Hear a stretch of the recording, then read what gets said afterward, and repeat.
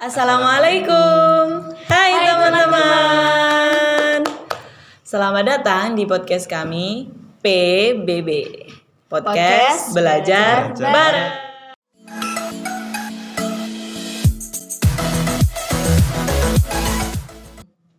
Perkenalan dulu deh enaknya. Ya, saya Dika. Langsung aja, oke. Saya Alenta. Saya Rosa. Saya Dimas. Oke, di sini kabarnya pada baik-baik nggak sih? Apa ada kendala Baik hidup? dong pastinya. Gimana kabar Dimas hari ini? Alhamdulillah masih puasa. Masih puasa? Iya. Oke, gimana kabar Rosa? Alhamdulillah baik. Baik ya, puasa Luar ya? biasa. Puasa ya? Insya Allah. Oke, aku juga puasa guys. Ini Dika puasa nggak sih hari ini? Puasa. Baik ya kabarnya, berarti kita di sini kabarnya baik semua, Ya, sehat semua, Alhamdulillah. Alhamdulillah. aman, terkendali. Semoga yang di sana Enjoy juga aman. baik-baik saja. Teman-teman, aku kemarin kan baru belajar filsafat, tapi aku masih gimana ya? Masih belum terlalu paham sih. Sama. Kamu juga Iya, belajar? Kamu juga baru belajar. Belum belajar malahan. Belum belajar. Cuma baca sekilas doang. Ada yang tahu nggak filsafat itu gimana? Sebenarnya aku cuma tahu filsafat itu kayak rasa ingin tahu kita tentang suatu hal. Jadi yang mendasari suatu hal itu kan karena rasa ingin tahu. Ingin tahu, oke. Kalau gitu. Kalau Saya ingin tahu jadi. Jadi kepo gitu ya. Kepo, jadi kita jadi belajar ke filsafatnya itu. kalau aku Kalau Alan kayaknya lebih paham deh. Aduh, kalau kata lebih paham sih kayaknya kita sama aja sih, sama-sama belajar. Nggak bisa aku dibilang lebih paham gitu. Coba deh Len. Kalau aku sendiri filsafat tuh apa ya? Tambahan buat Rosa, bukan cuma rasa ingin tahu, tapi harus ada tindak lanjutnya gitu loh.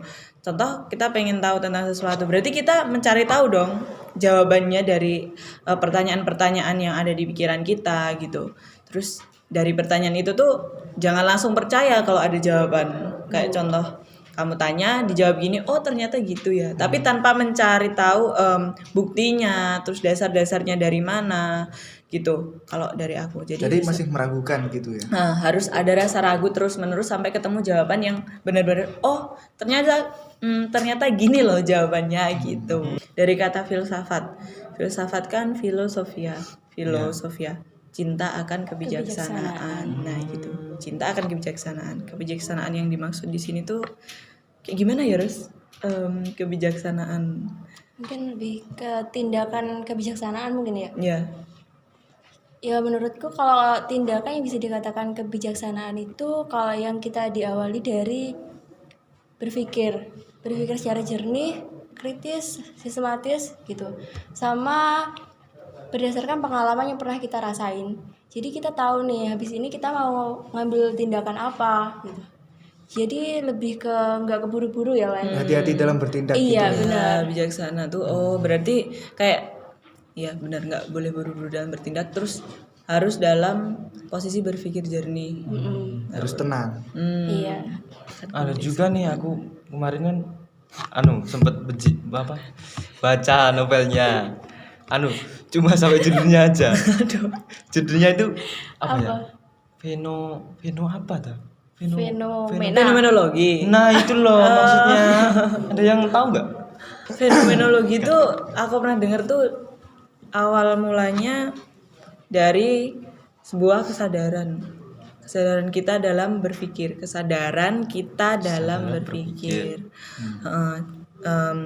Terus itu salah satu ilmu filsafat yang mempelajari tentang sesuatu hal yang menampakkan diri gitu. Contohnya seperti kayak tubuh, meja kelihatan kan, kursi, handphone, buku. Tapi selain hal yang nampak itu tuh tetap yang nggak kelihatan langsung oleh mata tuh juga bisa masuk dalam fenomenologi. Contohnya kayak seperti pikiran, perasaan, terus keadilan, rasa kemanusiaan, agama dan lain-lain sebagainya gitu. Kalau aku kayak gitu sih. Jadi kan berarti kan karena adanya fenomenologi pasti kan ada pencetusnya ya. Siapa tuh? Oke, pernah denger nggak sih tokohnya sekilas gitu tentang fenomenologi? Paling aku ya kalau kalau aku pernah denger ya, siapa itu namanya? Eh Siapa? Kalau aku terkenal kayak filsafat apa? Edmund siapa tuh? Edmund Husserl. Oh iya, Edmund Husserl. Kayaknya Siapa tuh? Siapa ya? Oke, karena aku nggak hafal bener-bener ya, baca buku dikit boleh lah ya. Iya. Oke, Edmund Husserl itu lahir di tahun 1859. Lahirnya itu di, aduh susah banget namanya, di Cekoslovakia. Berasal dari keluarga Yahudi. Terus pas umurnya 29 tahun tuh dia dibaptis di gereja Kristen Protestan, terus masuk Kristen karena terpengaruh oleh sahabatnya. Terus pada tahun 1901 Husserl ini diangkat sebagai profesor di Universitas Göttingen. Nah, ketika mengajar di sana, dia itu belajar nih, terus mematangkan ilmu-ilmu filsafatnya. Setelah mematangkan karya-karya filsafatnya tuh dia membuat sebuah buku nih, karya-karya. Ada sekitar 3 buku. Tapi bacanya agak susah nih. Mohon maaf ya. Logiste Untersuchungen. Benar gak sih? Tahu. Itu tahun 1900 sampai 1901. Itu yang terdiri dari 2 buku. Mungkin kalian ada yang minat baca gitu biar tahu tentang fenomenologi. Lain kali mungkin ya baca. Terus Iden zu einer, apa itu? Susah banget. Reinen Phänomenologie an Phänomenologischen Philosophie tahun 1913 dan Meditation Cartesianes tahun 1931. Di sini kan Husserl juga membagi 3 tipe tentang fenomenologi nih kajiannya, lewatnya melalui pendekatan fakta, terus esensi sama makna. Nah, fakta itu objek yang tampak nyata atau real dalam horizon ruang dan waktu. Maksudnya fakta itu berarti ya kayak gini nih, tampak ruang dan waktu kayak tubuh, handphone, pulpen, buku, meja, kursi kayak begitu. Terus esensi itu objek-objek yang dikandung oleh objek real yang tidak terikat langsung dalam ruang dan waktu seperti relasi, kemungkinan, keniscayaan dan lain seterusnya. Terus ada satu lagi itu makna. Itu muatan ideal yang dari sebuah pengalaman intensional atau keterhubungan antara subjek dan objek. Karena itu fenomenologi dipakai oleh Husserl sebagai dasar filsafatnya sekaligus sebagai metode gitu. Paham nggak? Nggak kan? Enggak, kalau sekilas kan Ngeram, biasanya ya. enggak langsung bisa Ya paham. karena yang kita butuhkan apa? Membaca. Nah, Soalnya kalau cuma penjelasan dari orang lain aku sendiri atau dari Dika sendiri atau dari kalian kurang sendiri bisa masuk. Harus baca sendiri jadi kita. Sama. harus baca sendiri. Mungkin lain kali kita harus baca berulang-ulang sampai paham. Agak gimana gitu mau belajar filsafat. Takutnya gak kepake. Emangnya filsafat itu penting? Oh, penting dong. Kalau nggak salah ya, kan katanya itu kan, kalau katanya teman saya itu kan filsafat itu dasar dari semua ilmu pengetahuan. Iya, ya gitu kan. Ya bisa dibilang gitu sih. Jadi sebelum ada ilmu pengetahuan itu pasti ada filsafat. Iya, karena kan Karena kayak proses mencari pengetahuan dan kebenarannya dulu. Oh yang katanya tadi gimana? Rasa ingin Dari tahu. rasa ingin Nah. tahu. Itu. Jadi saya ingin tahu, terus mencari kebenarannya, terus jadinya ilmu-ilmu yang kita pelajari sekarang gitu. Jadi intinya Ya filsafat penting itu lah. penting lah. Penting. Terus menurut kamu setelah denger ini penting nggak kamu belajar filsafat? Soalnya gini deh, Ayo. kebanyakan orang tuh ngomongnya belajar filsafat tuh bikin gila, terus bikin kita Dalam teis. porsi yang secukupnya aja, sesuai. Sebenarnya kalau kita mau belajar filsafat sekecil apapun dari rasa ingin tahu kan, berarti kayak kita pengen tahu gini-gini itu termasuk berfilsafat gitu loh. Jadi kayak penting nggaknya ya penting. Semua ilmu yang ada di muka bumi ini asalnya dari filsafat. Jadi awalnya itu dari filsafat dulu ya. Jadi kan kalau nggak ada filsafat berarti nggak ada ilmu pengetahuan. Nggak ada filsafat, nggak ada rasa ingin tahu, ya udah berjalan dengan begitunya, dengan begitu adanya gitu loh. Kayak ya udah deh gitu. nggak ada apa-apanya. Makanya kita perlu deh, soalnya filsafat sendiri itu kan ngebuat kita jadi lebih berpikir kritis. Mengasah logika juga tuh. Soalnya kan kayak nggak mudah percaya akan sesuatu kan, kayak harus mencari bukti lain biar bisa menyimpulkan suatu kebenaran Yang konkret. gitu loh. Makanya di sini aku pernah baca nih di buku ini ada 10 dasar kalau kita mau belajar tentang filsafat. Yang pertama itu ikuti rasa takjub. Jadi kayak ingin tahu gitu loh. Rasa Pertama penasaran yang dari pertamanya aja kayak kenapa sih kita ada di dunia ini? Kenapa gitu? Tujuannya apa? Itu rasa ingin tahu loh. Terus ragukan segala sesuatu yang tidak didukung oleh bukti yang konkret. Pertanyakan semuanya. Terus cintailah kebenaran. Gitu. Jadi benar-benar mencari kebenaran, kayak jangan cuma kayak katanya dia tuh gini loh, tapi tanpa ada bukti, itu sama aja bohong. Terus analisa problem dengan cara mengklasifikasikan dan melacak hubungan antar klasifikasi. Terus kumpulkan dan susun argumen yang kuat, buatlah prediksi yang berlawanan dengan dan bikinlah bantahan. Contoh, kamu punya argumen gini, tapi kamu harus punya prediksi kira-kira dari argumen yang aku buat ini tuh bantahannya yang kayak gimana ya. Jadi kamu punya jawaban dari bantahan itu gitu loh. Terus revisi dan bangun ulang pandangan kamu selama ini. Terus yang selanjutnya, upayakan sesederhana mungkin dalam menjelaskan. Jadi jangan belibet. Simpel aja gitu ngomongnya, kayak langsung ke poin pentingnya gitu loh. Terus hidupkan kebenaran yang sudah kamu temukan. Terus hidupkan kebaikan yang sudah kamu temukan. Jadi kalau diambil dari 10 poin ini, sebenarnya filsafat tuh bukan suatu hal yang buruk yang dianggap orang jelek gitu loh. Kenapa orang bisa bilang filsafat jelek? Karena mungkin pertama kurangnya pengetahuan. Terus mereka nggak mau tahu gitu loh. Ya nangkepnya dari kata orang filsafat tuh jelek, ya udah jelek gitu. Ya nggak mau cari tahu dulu kebenarannya filsafat itu kayak gimana. Sebenarnya kalau kita mau belajar sungguh-sungguh, bagus filsafat tuh. Kayak dari tokoh-tokoh kita bisa pelajari kenapa sih tokoh ini bisa mencetuskan sebuah teori seperti ini gitu. Jadi kita tahu pola pikir tokohnya tuh kayak gimana. Nah, kita bisa belajar dari itu. Mereka sukses dari pemikiran mereka seperti itu. Mungkin kesuksesan kita nanti cara-caranya kita bisa mencontoh dari mereka gitu loh.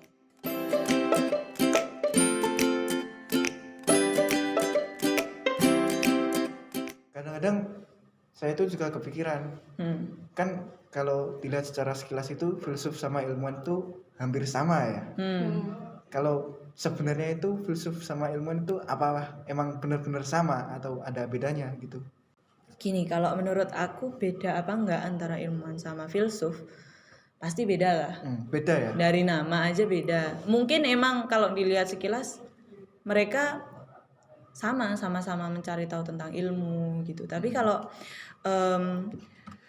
filsuf, mereka tuh mencari tahu tentang sesuatu kebenaran, tapi dari hasil kebenaran yang mereka temukan atau hasil dari teori-teori yang mereka sampaikan itu tuh masih membuka pertanyaan-pertanyaan lanjutan. Jadi nggak stop sampai di situ gitu loh.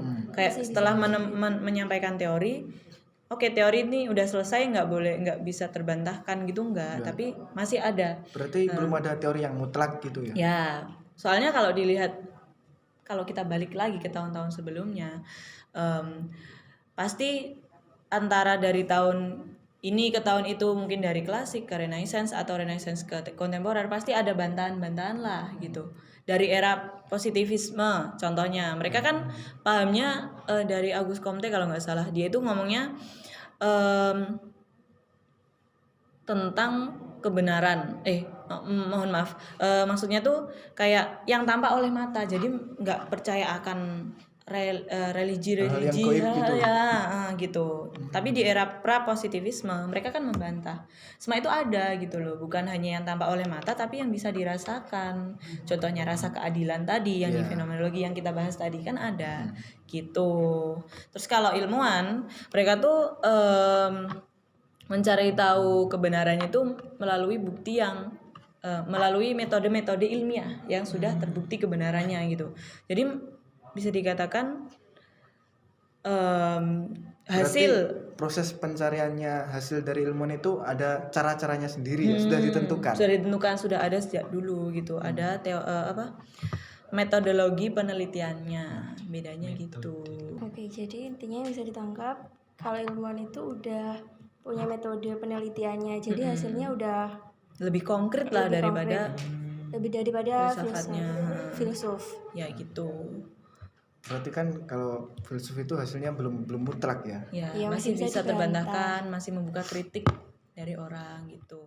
Tadi kan kita baru bahas yang pengertian sama tokohnya fenomenologi kan.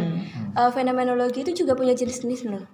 Ada 3 jenisnya fenomenologi. Yang pertama itu klasik, persepsi, sama hermeneutik. Kalau yang klasik itu lebih mempercayai kebenaran dari subjeknya. Jadi terseorangan lah subjeknya itu ya udah kita percaya itu. Kalau yang persepsi kalau persepsi itu lebih ke 2 pandangan yang berbeda. Kita percaya 2 pandangan yang berbeda, terus kita cari kebenarannya yang paling benar yang mana. Berarti membandingkan yang paling Iya, mana? benar. Oh, ya. Kalau yang hermeneutik itu lebih dari aspek objektivitas maupun subjeknya. Jadi semuanya dipercayai.